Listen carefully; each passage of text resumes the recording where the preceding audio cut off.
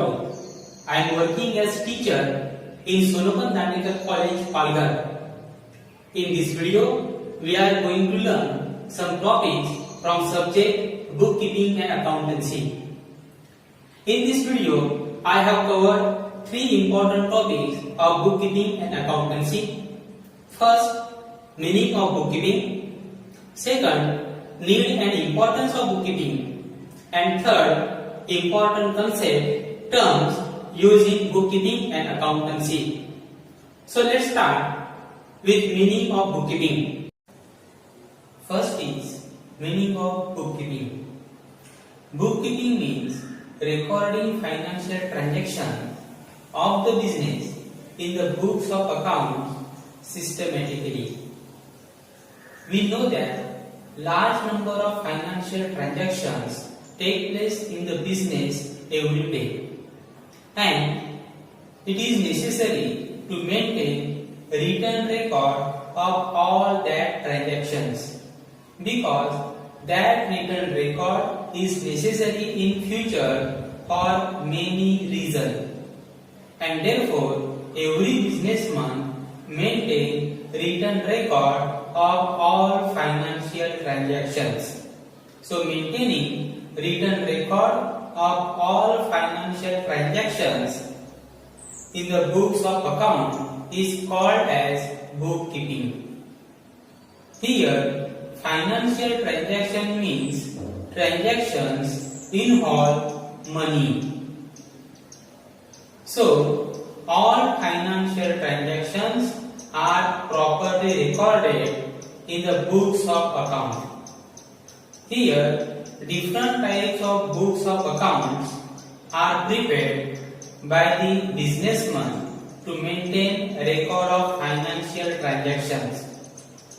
Books of accounts like journal, ledger, subsidiary books, etc. So remember, it is process of properly maintaining records of all financial transactions in the books of accounts. Next is why bookkeeping is needed. That is importance of bookkeeping. Here I have covered only key importance of bookkeeping. First is not possible to remember all the transactions. We know that large number of transactions take place in the business every day, and businessman can't remember all their transactions for longer period of time, and therefore it is necessary to maintain written record of all their transactions. So bookkeeping helps the businessman to maintain written and permanent record of financial transactions. Second is to know profit or loss. We know that all business are carried out to earn the profit. Profit is main motive behind every business, and therefore every businessman is eager, every businessman is interested to know the amount of profit earned by him in the business. If you want to know correct amount of profit or correct amount of loss, you need proper record of all financial transactions.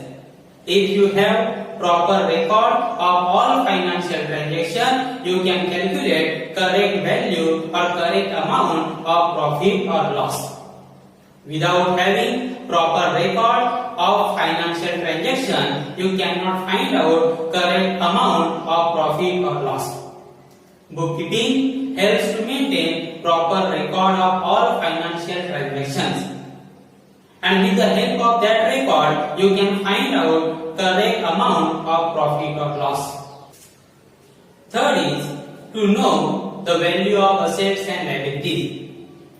No doubt, every businessman is interested to know the amount of profit or amount of loss.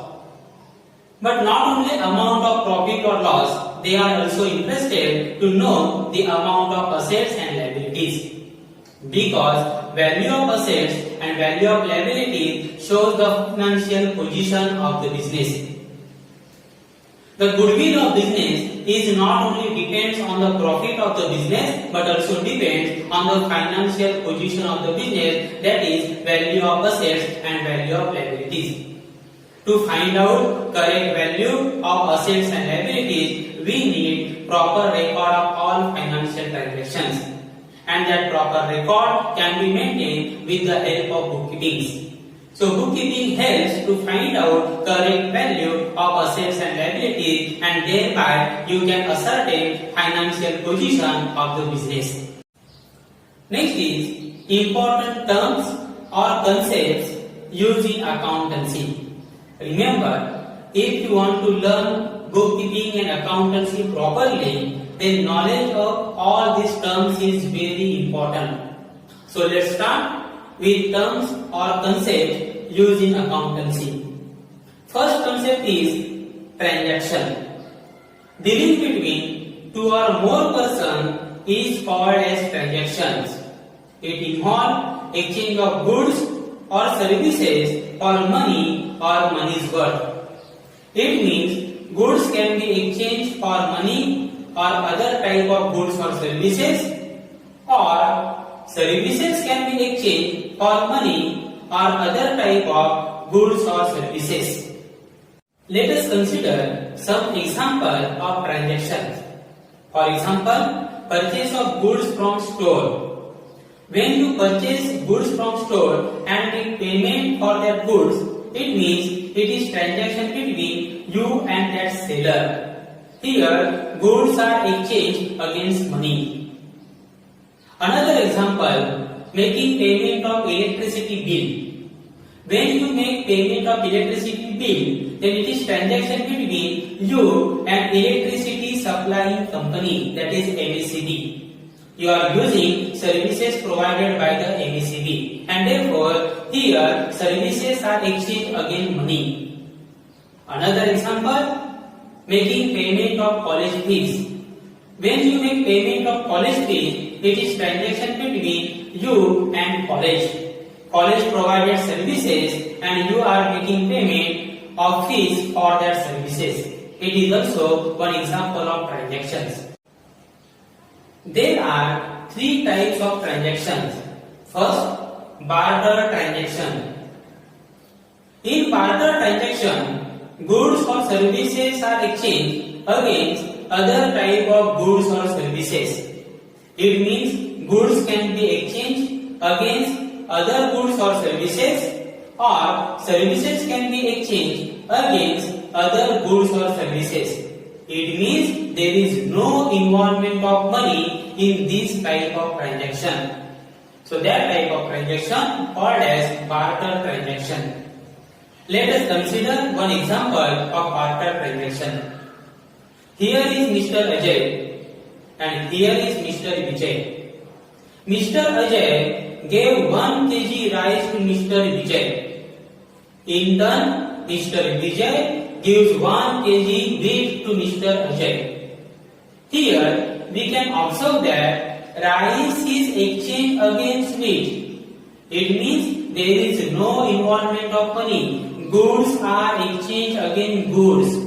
So this type of transaction is called as barter transaction. Remember, not only goods, services can be exchanged against services. That type of transaction is also called as barter transaction. Second is cash transaction. In cash transaction, goods or services are exchanged against money, that is cash, and payment is made on the spot, that is immediately. Let us consider one example. Here is Mr. Ajay and here is Mr. Vijay. Mr. Ajay sold some goods to Mr. Vijay. In turn, Mr. Vijay paid the amount of goods immediately to Mr. Ajay, and here transaction is completed because amount of goods is paid immediately by buyer to seller. So this type of transaction is called as cash transaction. So cash transaction means goods or services are exchanged against cash and amount of transaction is get paid immediately, that is on the spot. That type of transaction is called as cash transaction. Remember, amount of transaction can be paid either in cash or either by the way of check. Third is credit transaction. In credit transaction, goods or services are exchanged against cash, but payment is to be made in future. Here, amount of transaction is not get paid immediately. Buyer pays that amount in future. So that type of transaction is called as credit transaction. Let us consider one example. Here is Mr. Ajay and here is Mr. Vijay. Mr. Ajay sold some goods to Mr. Vijay.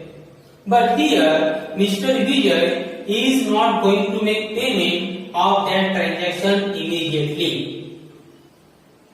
He is going to make payment in future, for example after 1 month. So this type of transaction is called as credit transaction.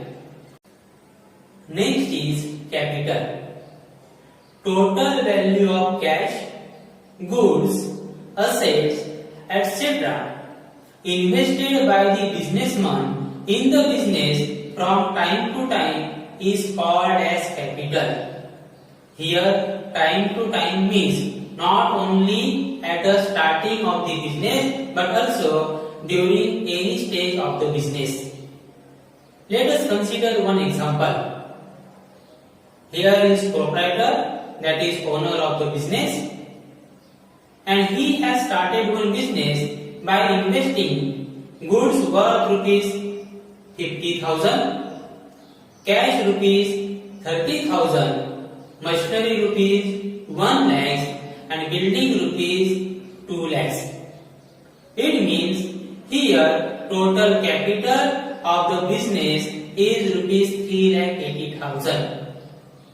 So, total investment made by the businessman in the business is called as capital. Remember, capital includes goods, cash or any type of assets. As per accountancy, we can calculate the amount of capital by using formula, that is assets minus outsider liabilities. Outsider liability means creditors, bank loan, bank overdraft, bills payable, etc. are to be considered as outsiders liabilities. Next is drawings.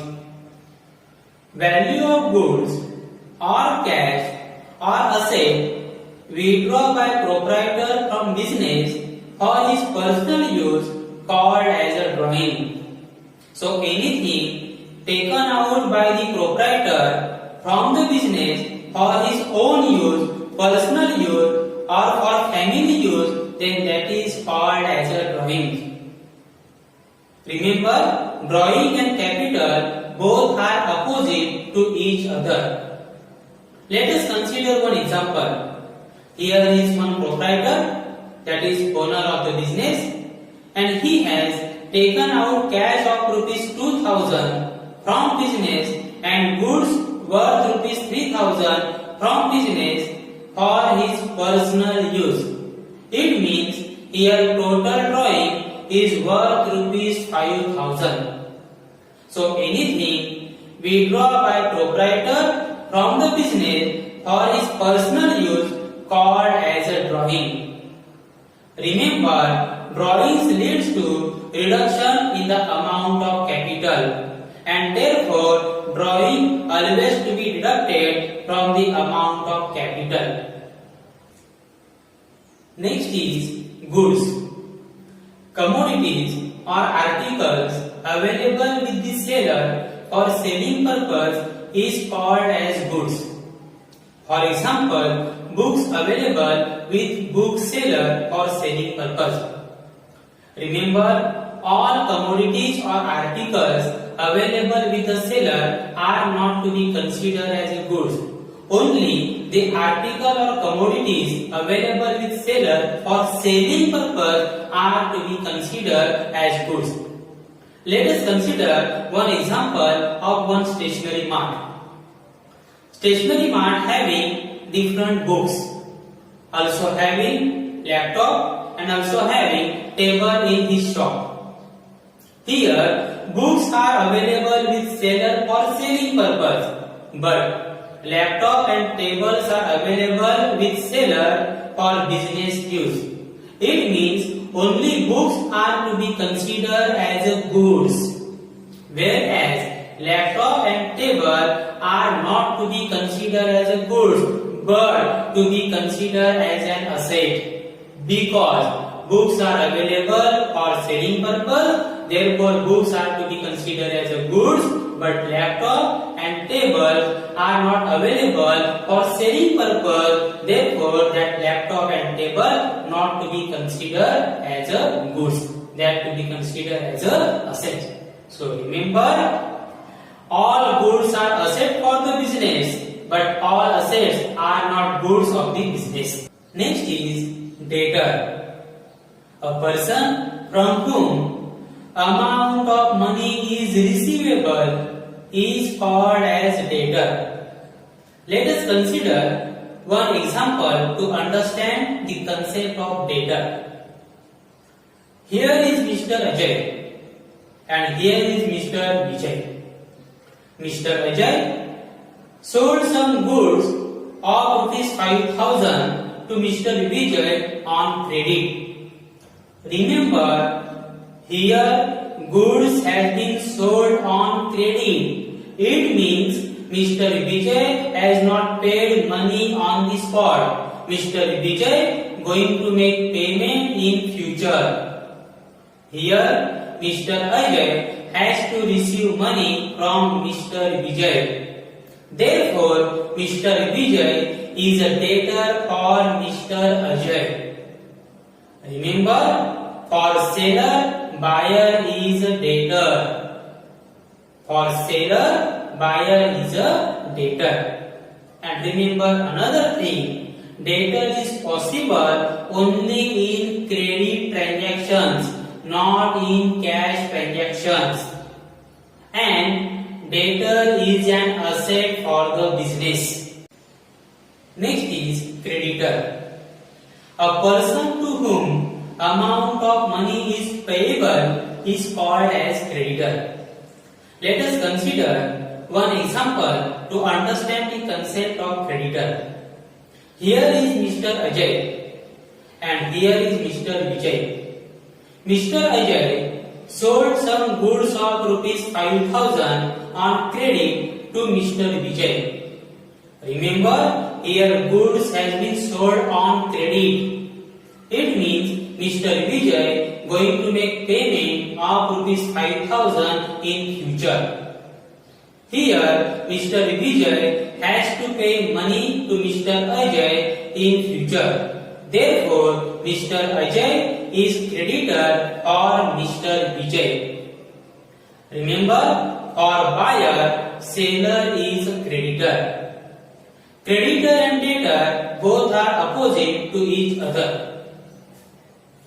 Both, that is debtor and creditor, are result of credit transaction. And creditor is liability for the business. Next concept is bad debt. Amount of money irrecoverable from debtor is called as bad debt. It is loss for the business. Let us consider one example. Here is Mr. Vijay and Mr. Vijay is our debtor. It means we have to receive some amount from Mr. Vijay. Amount receivable from debtor is called as a debt. Consider that we have to receive rupees 5,000 from Mr. Vijay and therefore rupees 5,000 is to be considered as a debt. And here Mr. Vijay unable to pay rupees 5,000 to us, and therefore rupees 5,000 is the amount of bad debt. Bad debt is loss for the business, and bad debt results in reduction in debtor, and therefore bad debt is to be deducted from the amount of debtor. Next is asset. Property belongs to the business entity is called as an asset. Belongs to means owned by the business organization. So all type of property owned by the business organization is called an asset of the business. Following are some examples of an asset. Land and building owned by the business, machinery, furniture, cash, stock of material, etc. are some examples of the assets. So anything owned by the business organization and having market value called as an asset of the business. There are two types of assets. One is fixed asset, other is current asset. Fixed assets. Assets which provides benefits to the business for longer period of time called as a fixed assets.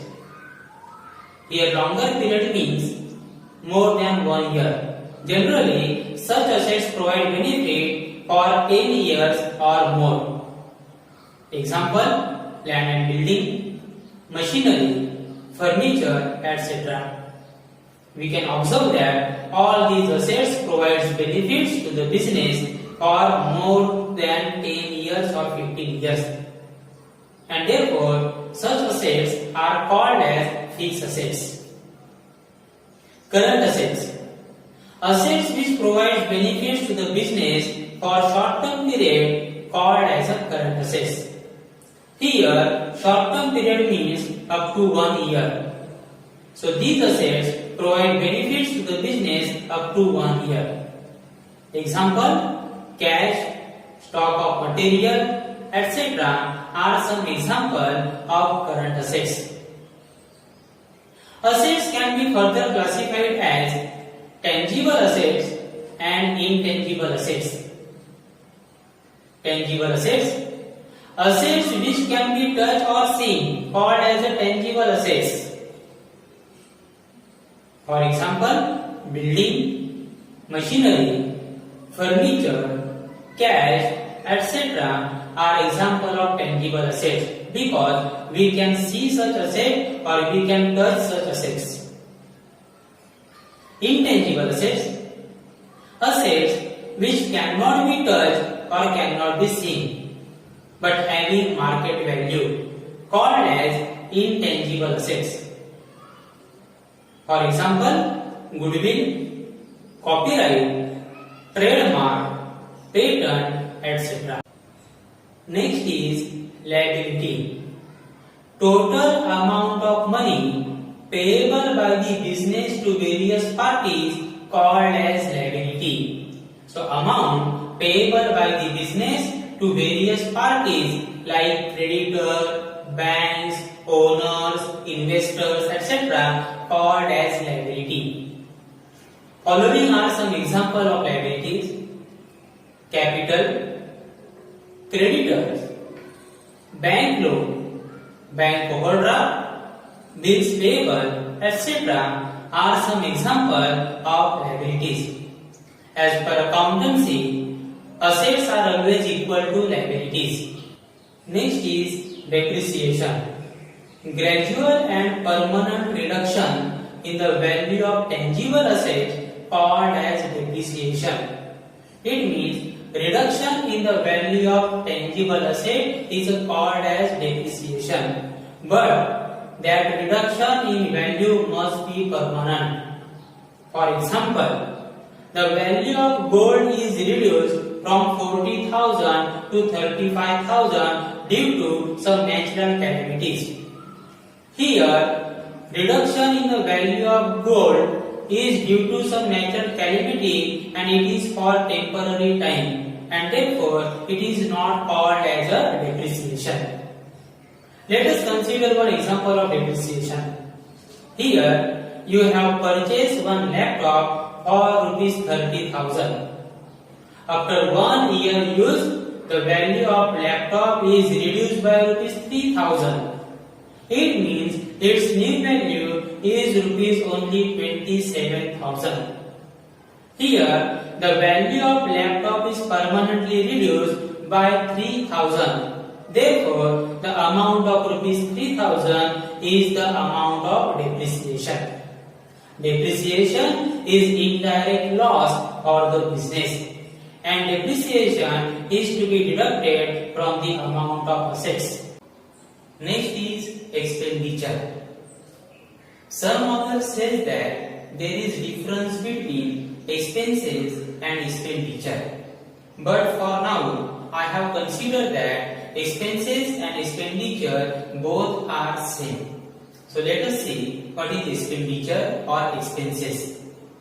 Amount of money spent on various activities of the business called as expenditure. We know that business have to spend money on different activities like purchase of land and building, purchase of machinery, purchase of furniture, purchase of raw material, payment of wages and salaries, payment for repairs and maintenance, and so many activities. So, amount of money spent on all such activities called as expenditure or expenses. Basically, there are three types of expenditure. One is capital expenditure, second is revenue expenditure, and third is deferred revenue expenditure. Now, capital expenditure. Money spent on purchase of fixed asset called as capital expenditure. Such expenditure provide benefit to the business organization for long-term period. For example, purchase of land and building provide benefit to the business for more than 10 years or more than 15 years. So capital expenditure means expenditure on purchase of fixed assets.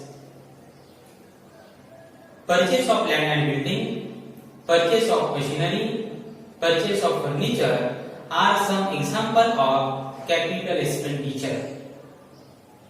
Whereas expenditure incurred on recurring activities, that is day-to-day activities of the business called as revenue expenditure. For example, purchase of raw material, payment of wages and salaries, repairs and maintenance, printing and stationery, etc. So, amount of money spent on such activities called as revenue expenditure. Revenue expenditure provides benefit for short-term period, that is up to 1 year.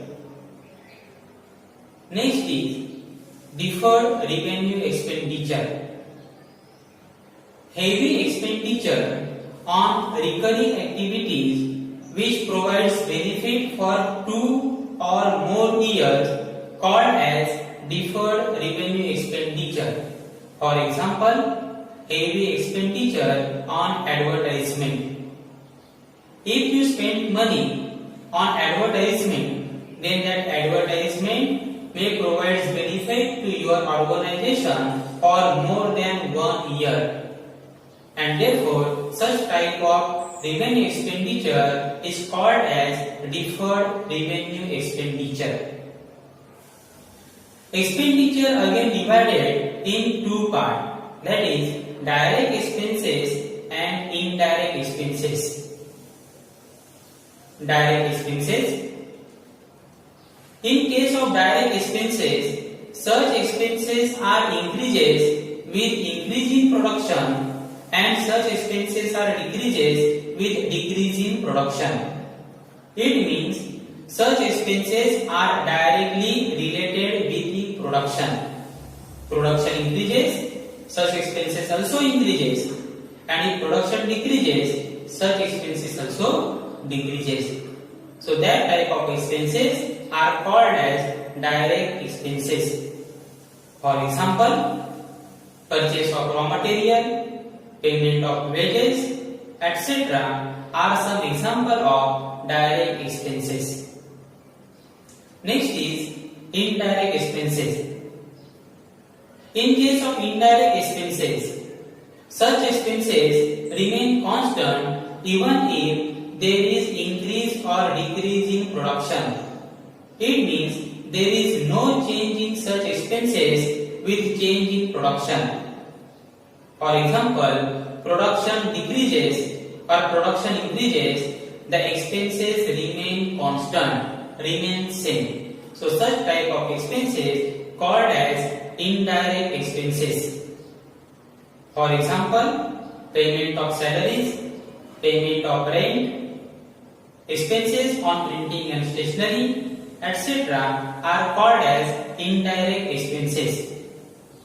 Indirect expenses are of three types: office and administration expenses, selling and distribution expenses, and financial charges. Next is income. Total amount of money received by the business from all sources is called as an income. Business earn money from different sources, and money earned from all that sources is called as an income. For example, income from selling goods and services rupees 2 lakhs. Company earn income from selling assets of the organization rupees 1 lakhs. And company received interest on investment rupees 50,000.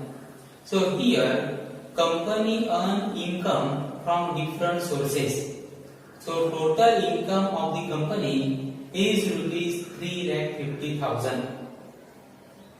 So money earned from all these sources called as an income. There are two types of income. One is direct income and other is indirect income.